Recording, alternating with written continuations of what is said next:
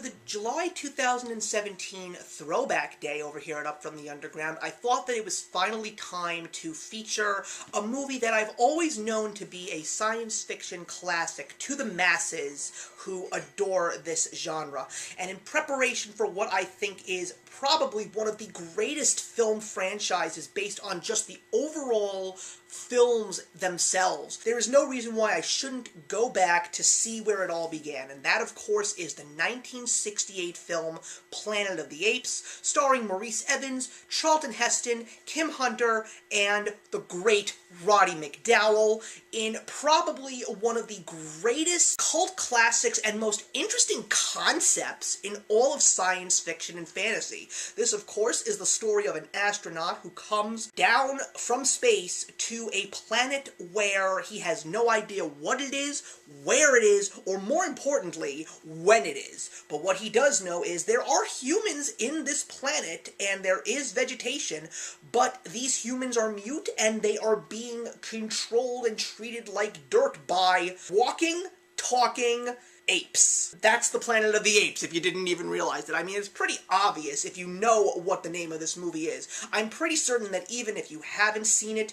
you've heard the name, you know what a legacy this story is, but it's surprising that it took me so long to see it after knowing how horrible the 2001 Tim Burton film was, but how much I love the current trilogy that is being created now. And I didn't really know what I was going to expect just because of the fact that this was a movie that was made such a long time ago, and when it comes to movies like science fiction and fantasy, they really weren't given such praise at the time. They were really outlandish. They were made by the true rebels of the film community of the time, and I gotta tell you, after finally sitting down and watching Planet of the Apes, this is actually a very good movie. I was blown away by how much I loved it, and there's a couple of reasons as to why it works. One of the few things that I will say is, while the acting may not be what acting is today, it was a different time, but the acting in this film is definitely great. It drives the film, the characters have emotions, there's very good dialogue, and this is also a movie that stars some really great actors. I mean,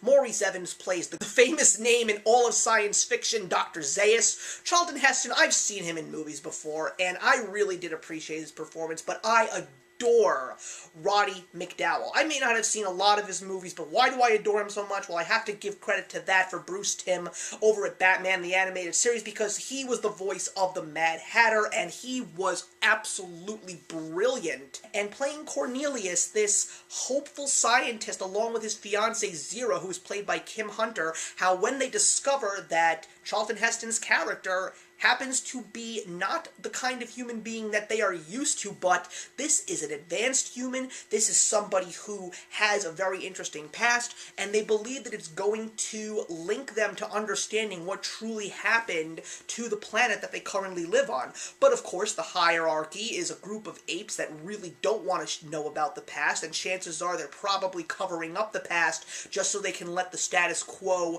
remain and let their people just live their lives. It's a very interesting story about social structure, about government conspiracy, as well as hiding the truth to prevent what could possibly be a total breakdown of society. Another big plus about this movie is the Jerry Goldsmith score. He is one of the greatest composers in all of film history, and he does nothing short than sell you a truly original and haunting score for a movie like this. It's got tribal beats, it's got great use of the all-around orchestra, and it definitely fits the film perfectly.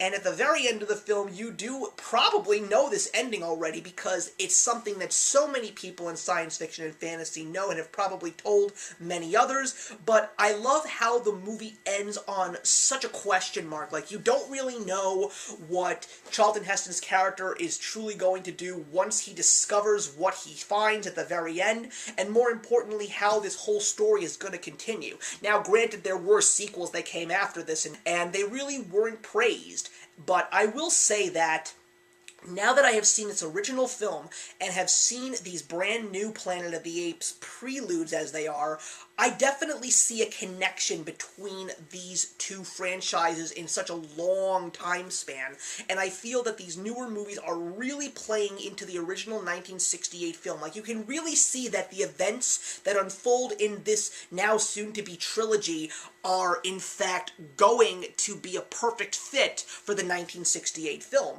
But my question really remains, because I love these newer movies so much, is, are they actually going to finally make a brand new Planet of the Apes for a whole new generation to see, based around the films that were made and the intensity of these newer films? But if they don't, I don't think I would be upset about that, because quite frankly, I think that Planet of the Apes is a very good film. It's a movie that I would gladly see again, and yes, I feel as a fan of these newer films and really appreciating this classic science fiction film, I would like to actually add it to my collection.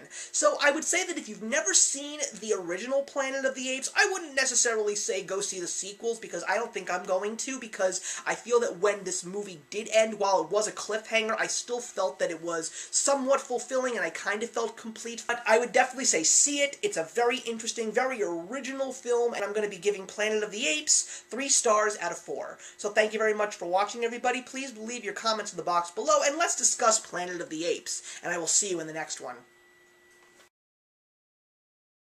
Hey, thank you so much for stopping by my channel today. If you're new here and want to see more of what my channel has to offer, please click on the link to my last video, or hit that subscribe button to be kept up to date with all of my uploads. Content of all sorts is posted here quite often, so trust me, you do not want to fall behind. I will see you in the comments, and actions speak louder than words.